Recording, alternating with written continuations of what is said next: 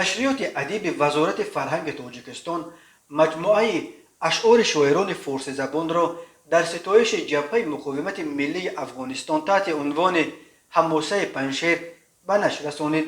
ژورنالیست عادل نوظر خبر داد که این کتاب را با تشبث معاون وزیر فرهنگ تاجیکستان دولت سفر شاعر بهروز ذبیح الله ترتیب داده است. دولت سفر گفته است نشریات ادیب در آینده نزدیک نشر مجموعه نثری و پوبلیسیستی را نیز در حمایه جبهه مقاومت ملی افغانستان در نظر دارد. در هفته جاری این الکی دومین کتاب است که در دوشنبه به حمایت از جبهه مقاومت ضد طالبان نشر می شود.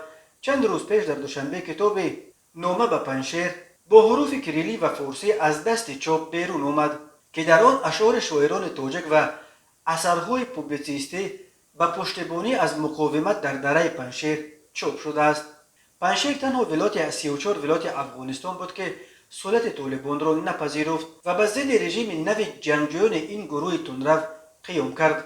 تاجیکستان از انگشتشمار کشورهایی است که از آغاز سلطه طالبان را نپذیرفت و پرزیدنتش امامعلی رحمان با صراحت اعلان کرد که اگر طالبان در حکومت آینده خود به تاجیکان افغانستان و دیگر اقلیت‌های قومی آن کشور جایگاه شایسته را قائل نمایند، دوشنبه حکومت نو را در کابل اعتراف نخواهد کرد.